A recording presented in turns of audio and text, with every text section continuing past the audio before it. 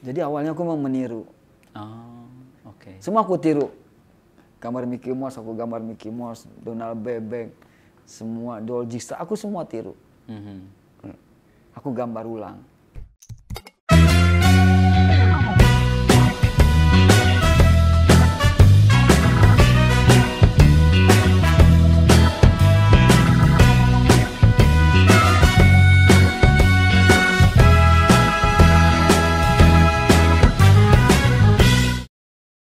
Mas Muhammad Misrat, atau yang dikenal dengan Miche, sudah lama berkiprah dalam dunia kartun. Sejak tahun 2003, Mas Miche bersama Mas Benny, sesama mahasiswa yang kuliah di Institut Kesenian Jakarta, menerbitkan karyanya di Harian Kompas, tepatnya pada edisi Minggu ya atau akhir pekan. Kemudian pada tahun 2010 mereka berpisah, masing-masing memiliki jalan sendiri, dan Mas Miche dengan kartun Miche-nya rutin menyapa pembaca sejak tahun 2010 sampai sekarang. Artinya sudah 20 tahun Mas Miche disiplin membuat karya-karyanya dan kemudian menerbitkan di koran. Bagaimana ceritanya sehingga Mas Miche bisa membuat karya-karya yang menarik seperti itu? Kita lanjutkan ngobrol lagi dengan Mas Miche. Kita lanjut lagi ya Mas ya? Ya, Mas. Kita agak balik lagi ke belakang. Oke. Saya dengar dari beberapa informasi, dulu Mas Miche itu waktu kecil, waktu remaja suka dengan Walt Disney Mas ya? Oke, Ya, ya. itu bagaimana jelasnya? Ya karena asupan komik aku SD itu ya belum ada komik Jepang ya mungkin. Itu SD di mana Mas? Dari daerah mana? Aku di daerah Jakarta Utara. Jakarta Utara, oke. Jadi ya asupannya itu komik Amerika dan Eropa. Masih ingat nama-namanya waktu itu Mas? Masih aku baca ada majalah kompilasi ya, kumpulan komik-komik majalah Epo. Oke. Tapi udah kumpulan komik Eropa ya. Itu siapa aja karakternya kalau masih ingat? Aku kalau nggak salah ada Roel Dijkstra, itu pemain bola ya. Yeah. Pemain bola Belanda. Terus ada Agen 212 di situ ada. Oke. Terus mungkin ada Trigun Storm gitu. Jadi kok kumpulan komik Eropa lah. Itu tahun 77 lah ya. Oke, apa yang membuat Mas Misrat tertarik dengan komik-komik itu? Ya satu pasti aku suka gambarnya. Oke. Terus karena ada fantasi di sana ya. Waktu aku masih kecil ya, jadi suka ya hal yang berbau fantasi. Jadi aku langganan majalah Epo, terus majalah Donald Bebek, Mickey Mouse, terus ada Goofy. Jadi semua terbitan Walt Disney lah aku baca itu. Jadi belum ada komik Jepang waktu itu. Iya. Dan itu jualnya cuma hanya di depan rumah sakit ya, nggak berlangganan begitu. Di rumah sakit mana Mas? Rumah sakit Husada di Mangga Besar. Oh. Jadi kadang aku suka belaga sakit lah, sakit gigi, biar diantar ibu ke rumah sakit biar bisa beli komik itu. Oh, iya? Sampai segitunya.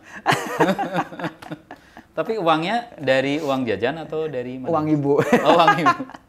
Tahu ibu ya kalau Mas Ya. Misrat belanja itu tahu ya? Tahu, suka. Dan dibiarkan aja? Biarkan aja. Alhamdulillah, untungnya ibu juga nggak ngelarang, kan ada stigma komik nggak baik ya kan. Iya. Nah setelah itu kapan persisnya Mas Misrat kemudian mulai menggambar? Aku mulai suka gambar itu dari SD. Oh dari SD itu ya? Dari SD. Ya karena baca-baca komik itu. SD aku ya baca Disney, terus komik Eropa. Nah SMP aku baca mungkin udah komik Indonesia ya, gabung lagi, ada Ganes TH ya. Iya. Si Buta dari Gua Hantu. Cerita-cerita silat ya? Cerita silat lah waktu itu. Terus cerita roman, Jan Minta Raga apa segala itu. Iya.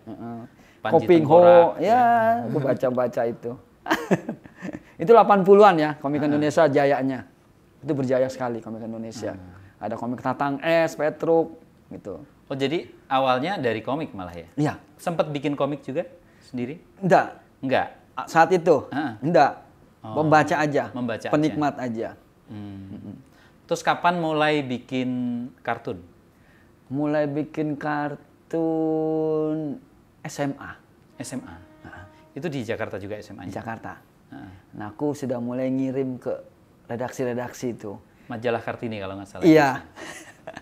Aku datang loh itu ke semua redaksi, aku datang bawa itu. Terus majalah gadis, majalah mode, majalah humor, salah satunya ya Kompas Minggu yang katanya, wah itu susah sekali ditembus. Iya, iya.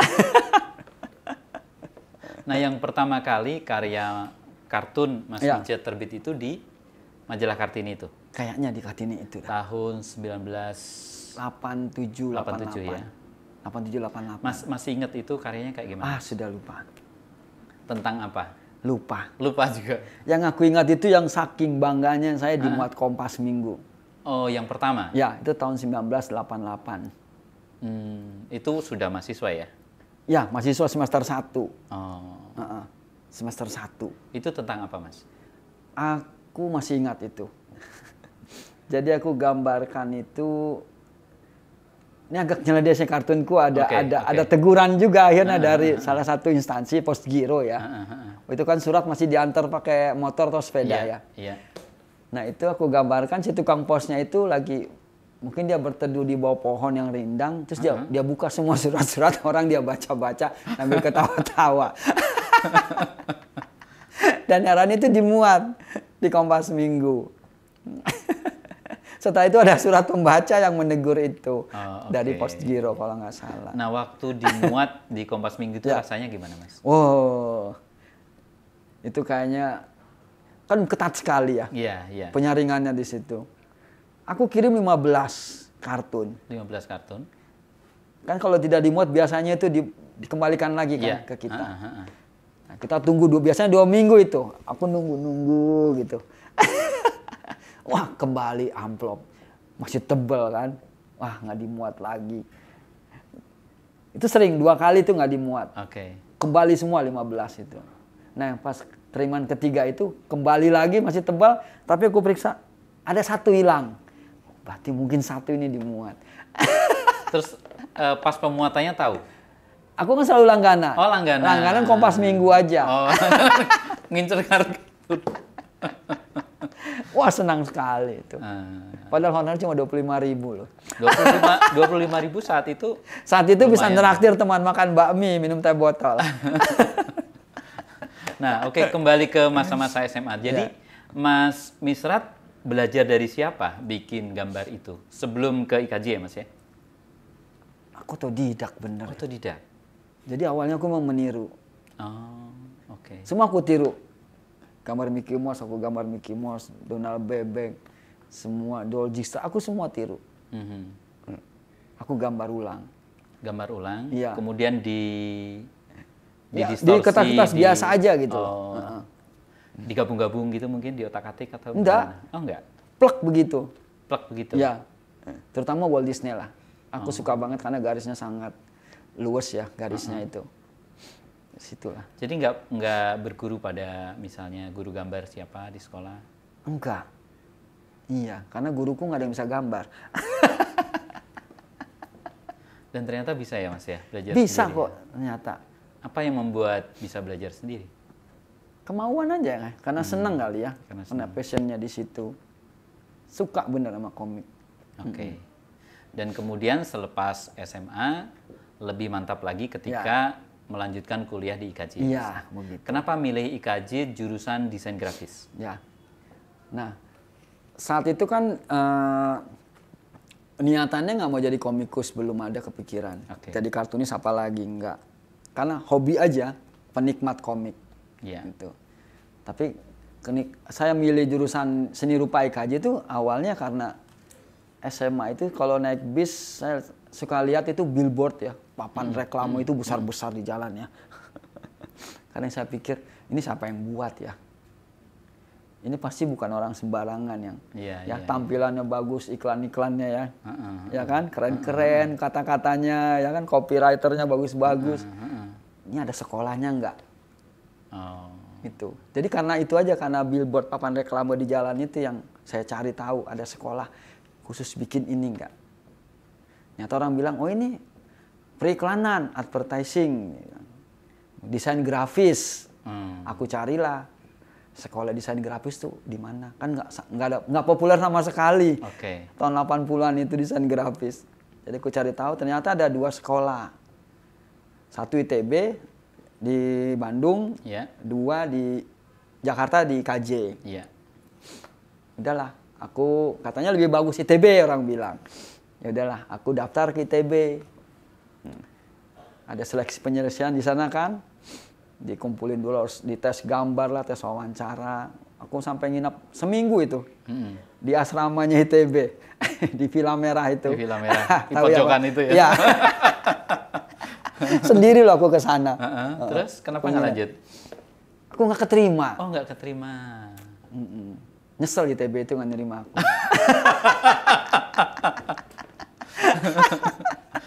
Ya udah, ada alternatifnya. Ya udah, mungkin di KJ lah, mungkin lah. Iya. Ya udah, aku daftar lah di KJ. Akhirnya keterima alhamdulillah di KJ. Dan keluarga mendukung Mas ya? Alhamdulillah. Meskipun waktu itu bukan pilihan populer ya Mas ya? Sangat tidak populer. Kan dulu kalau mau jadi seniman, mau jadi gembel loh gitu kan. Nah. Kan dulu orang mau jadi pilot, kerja di bank kan biasanya. Jadi dokter, jadi pegawai negeri gitu loh. Nah, bagaimana Mas meyakinkan keluarga bahwa ini pilihan yang tepat? Aku nggak perlu berusaha itu sih, karena alhamdulillah bapak ibu agak demokrat ya. Jadi menyerahkan anaknya suka apa, silakan. Bapak apa profesinya Mas? Bapak pegawai swasta biasa. Oh, pegawai swasta. Oke. Ibu di rumah? Ibu rumah tangga biasa, itu aja. Oke. Jadi nggak ada halangan lah. Nah, kemudian masuk di IKJ. IKJ. Bagaimana situasinya waktu itu? Apakah cukup kondusif untuk mengembangkan gambar? Sangat kondusif, karena nggak begitu banyak mahasiswanya, ya kan? Jadi apa? Proses belajar mengajarnya itu nggak perlu banyak orang. Jadi kan perhatiannya kan nggak kemana-mana ya, mahasiswa cuma sedikit begitu. Alhamdulillah setahun di KJ aku sudah bisa kerja sambilan freelance membuat desain-desain. Jadi dari semester 2 sampai selesai udah bayar kuliah sendiri. Oke. Jadi ayah hanya 2 semester dah membiayai saya kuliah. Gitu. Jadi orang tua tambah teryakinkan. Iya. Ya? Wah, kayaknya, salah kayaknya menarik ini. Iya. Gitu. Jadi aku berusaha juga nunjukin loh kalau aku nggak salah pilih jurusan lah gitu. Iya, iya. Gitu. Dan kemudian kalau saya baca di beberapa informasi, di IKJ lah kemudian Mas Misrat ketemu Benny Rahmadi. Ya. Itu bagaimana? Kita kebetulan satu kelas. Sama-sama desain grafis. Sama-sama desain grafis. Dan nggak tahu ya, sebenarnya dua orang ini ya, saya dan Benny itu sangat bertolak belakang ya. Pada sisi apanya? Sisi dari musik aja saya suka rock, pop, Benny jazz, pure jazz. Oke. Benar-benar jazz murni, yang jazz big band begitulah ya. Iya, iya. Terus aku kan kayak U2 gitu, The Beatles, yang populer lah. Terus secara bola juga saya Liverpool, dia Manchester United, ya sangat bertolak belakang. Ya. Oke. Lalu segala hal sangat bertolak belakang lah kita ini. Nah, bagaimana kok bisa bekerja sama dua orang yang bertolak belakang? Nah, itu makanya kita bingung kesamaan kita berdua tuh di mana ya kok sampai klop begini ya. Ternyata kesamaannya itu mungkin kita nih suka mengamati orang. Oke. Suka mengamati situasi ya. Peristiwa apa dengan cara lucu, satir, nyinyir, mungkin gitulah orang sekarang bilang ya. Apa kepo lah. Kepo, usil ya. Ya, usil lah. Usilnya sama lah kita. Jadi ketemunya makanya tandem ini ketemu ketika kita didaulat jadi redaktur koran dinding seni rupa IKJ. Namanya koran dinding? Koran dinding, bukan mading ya, jadi kording. Oke. Terus bikin apa di koran dinding itu? Koran dinding itu ada pengamatan kita terhadap kampus. Mahasiswa yang kita sentil. Misalnya? Mahasiswa yang, itu kan sekolah seni ya. Iya. Sekolah seni yang harus berkarya kan harusnya. Ini kan hanya ada banyak mahasiswa yang tampilannya seniman gondrong, jeansnya robek-robek tapi nggak pernah berkarya. Itu yang kita hajar. Jadi berkesenian itu bukan pada kemasannya bukan, ya? Tapi pada karyanya. Dan itu mendapat respon yang baik ya Mas ya? Alhamdulillah baik. Kita bikin itu 3 meter loh. Koran dinding kita itu berdua. Itu rutin setiap? Rutin itu seminggu sekali. Seminggu sekali? Oke. 3 meter. Jadi kertas A0 itu 3 lembar itu. Kita berwarna. kita pakai airbrush. Semua media gambar kita pakai. Iya. Besok kita pakai pensil warna, Ben. Besok kita pakai airbrush. Besok kita pakai cat poster. Besok kita pakai cat air. Jadi semua catnya media macam-macam ya. beda-beda. Dan karya itu kemudian diterbitkan? Tidak. Karena jorok, Mas. Kalau yang Laga Jakarta itu bukan itu? Bukan, itu bungkus. Oh, lain lagi? Lain lagi. Tapi itu jadi juga banyak sensornya lah. Oh, tapi itu Benny Miche juga yang Laga Jakarta? Benny Miche. Oh. Jadi yang koran dinding ini kita belum inisial Benny Miche. Oh, oke. Jadi saya Terong, Benny Semangka. Nah, mulai inisial Benny Miche itu sejak kapan? Benny Miche itu ya pas Lagak Jakarta. Pas Jakarta. yang di Kompas Minggu. Oh, yang di Kompas. Kan itu sebelum Kompas Lagak Jakarta dulu kan? Lagak Jakarta, tapi belum Benny Miche. Nah, Lagak Jakarta itu proyek apa, Mas? Bukan proyek sih. Nah, ini awal mulanya KPG kan ya. Oke. KPG, Perpustakaan Populer Gramedia. Mungkin ada salah satu orang yang melihat koran dinding yang di KJ. Tertarik, dipinanglah kita. Yuk, mau nggak gambarkan, mengilustrasikan buku kita nih. Ya kita sebagai visualizer aja lah. Diminta untuk menggambarkan salah satu tulisan, kalau nggak salah itu buku tentang ekonomi ya. Iya. Paul Armorot, matinya ilmu ekonomi. Karena biar orang nggak males ya baca teks. Dong isiin ilustrasi lah di dalamnya. Gitu. Kita nggak mau. Akhirnya? Kita maunya bikin komik langsung lah. Oke. Ya udah ditawarkan lah itu. Ya udah, bikin komik apa? Kita mau gambarin Jakarta, aku bilang. Kita sepakat deh berdua saya sama Benny, kita mau bikin tentang Jakarta. Jadi kasih kebebasan lah. Untungnya KPG punya bapak yang sangat liar ya, Pak Rakitri Simbolon. Iya. Ya udah serahkan mereka berdua itu. Dia mau buat apa? Redaksi nggak usah campur tangan, dia bilang. Jadi kita serahkan lah kita bikin seri Lagak Jakarta. Dan terbit akhirnya. Terbit. Dan dari situ kemudian redaktur Harian Kompas ya meminang tertarik kita. Ya. Ya. Waktu itu siapa yang mengontak Mas? Yang meminta itu Pak JB Kristanto. JB Kristanto. Iya, yang meminang kita. Ayo isi rubrik di Kompas Minggu. Jangan politik mulu lah. Coba sekali-sekali hibur pembaca dengan daily life, keadaan sehari-hari gitu loh.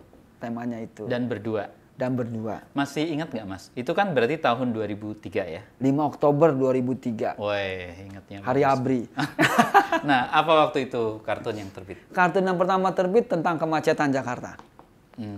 Itu aja dulu. Kita datang ke Jakarta, cerita soalnya begitulah. Awalnya begitu. Dan setelah itu terus rutin. Kita ngikutin. Temanya bermacam-macam. Tentang kehidupan masyarakat urban. Iya.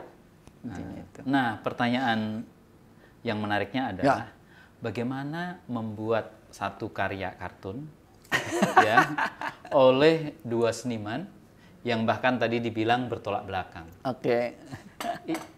Gimana caranya, Mas? Jadi kita benar-benar satu meja. Jadi kalau aku ambil contoh satu ya. Silahkan. Ini kan komik Benny Miche. Ya. Ini kan ada 4 kolom. Ya. Ya. Ini awal mula. Ya. Awal mula. Kita selalu bikin konsep dulu, ceritanya apa. Selalu itu. Kita buat sketch dulu. Udah jadi konsep cerita. Nah, sekarang kita bagi 2. Aku yang 2 panel di atas. Benny 2 panel di bawah. Oh, begitu. Karena honor kan dibagi 2 juga. Jadi harus sama porsinya ya. Begitu. Jadi untuk tema itu kita masih rembuk. Masih kolaborasi tuh. Bikin konsep cerita. Iya. Mungkin seiring jalan, udah berapa bulan, mungkin setahun, ya udah masing-masing. Minggu ini aku, minggu depan Benny. Kenapa bisa begitu, Mas? Karena sudah kebentuk kali ya. Sudah sama-sama memahami. Ya, sudah sama memahami. Jadi pasti kayak gini, ujungnya kayak gini udah. Gitu ya. Oke. Begitu sih prosesnya. Nah, gantian itu bertahan sampai berapa lama, Mas? Sampai 2010. 2010. Dari 2003, berarti 7 tahun ya. Ya. Dan apa yang membuat akhirnya duo kartunis itu berpisah? Kan Sorry kita, ini pertanyaan ya. sebenarnya. Kan kita bersama itu dari 96 ya. Iya. Pisah 2010. Iya. Sebenarnya menghindari fitnah aja, Mas. Maksudnya? Kan kita laki-laki berdua bersama terus ya.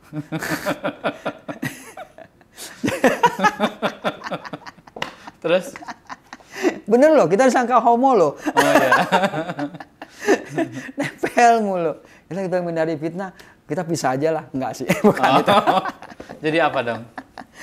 Ya, itu mau korek kan. Nggak apa-apa, kan publik juga berhak tahu. Ini kan karya publik ya. Iya. Ya mungkin udah kelamaan bersama Sudah kali ya. kelamaan bersama. Pasti ada jengah gitu loh. Iya. Kayaknya perlu peregangan lah gitu loh. Tapi regangnya udah 10 tahun ini. Aku sedih juga sih perpisahan itu jujur. Dan apa yang diucapkan ketika memutuskan untuk tidak lagi bersama? Nggak ada ucapan apa-apa, formal nggak ada. Bahasa tubuh aja lah. Ada banyak inilah, banyak apa ya? Mungkin letupan-letupan kecil itu tertumpuk ya. Letupan-letupan kecil itu tertumpuk. Ketika ada satu momen yang akhirnya yang kecil-kecil itu boom gitu. Oke. Jadi Big Bang itu ya. Iya. Yang saya pertahankan itu. Tetapi bisa berkarya bersama sejak tahun 2003. Sejak 96 sebenarnya. Oh, dari seri lagi. dari seri laga IKJ, Jakarta ya? itu. Oh, iya, dari KJ mungkin kalau dihitung lagi. Iya. Jadi 10 tahun lebih ya Mas ya? Lebih sekali. Lebih sekali Lebih ya? sekali. Ya itu sudah luar biasa Luar ya? biasa banget. Mungkin memang sudah waktunya berpisah atau gimana? Mungkin kali ya. Dan Mungkin kemudian harus berpisah. Mas Mice lanjut di Harian Kompas. Ya, Mice Kartun sendiri. Sementara Mas Benny? Mas Benny kalau nggak salah lanjut di tabloid Kontan ya. Kontan ya? Ya, Kontan. Oke. Dan di Harian Kompas tetap dengan pendekatan yang sama sebagai Mice Ya, seorang diri? Seorang diri. Agak pincang sebenarnya. Tapi tetap perspektifnya Ya. mengulik-ngulik kehidupan. Sama. Tapi ya pasti agak jauh lah dibanding dengan Benny Mice lah. Jauh lah. Tapi ya, saya tetap bertahan lah. Gitu. Ada yang kurang lah kalau dua kepala itu pisah lah. Oh gitu ya Mas? Iya pasti lah. Ya ketika John Lennon dan Paul McCartney gabungkan itu betapa dahsyatnya ya. Oke. Ketika Beatles bubar kan John Lennon sendiri, Paul McCartney sendiri. Tapi kan itu grup musik Mas. Ya, beda ya lagi. aku ibaratkan itulah. Karena kalau kartun biasanya sendirian kan? Itu kita selalu berdua. Setiap nyusun buku itu kita berdua. Kalau kita balik pertanyaannya, apa untungnya berkarya sendirian? Ada plus minus sih. Ya. Kalau sendiri ya benar-benar aku explore diriku sendiri. Pure aku sendiri. Iya. Ketika berdua kan masih ada Benny 50, aku 50. Sebenarnya aku nggak suka apa yang dikeluarkan Benny, ya aku nggak bisa ngomong apa-apa kan. Iya. Gitu. Ada plus minus. Jadi sekarang lebih total. Ya? Lebih total lah. Dan tapi hasilnya tidak sebaik ketika bersama Benny. Dan dengan begitu tantangannya eksplorasinya harus lebih keras. Ya. Ya, lebih pure sih. Lebih benar apa aku sendiri gitu loh. Itu sih keuntungannya. Iya. Nanti kita akan ngobrol lagi tentang bagaimana mengembangkan sosok Mice yang seorang diri, juga tantangan-tantangan ke depan Mas ya pada segmen berikutnya. Ya, terima kasih.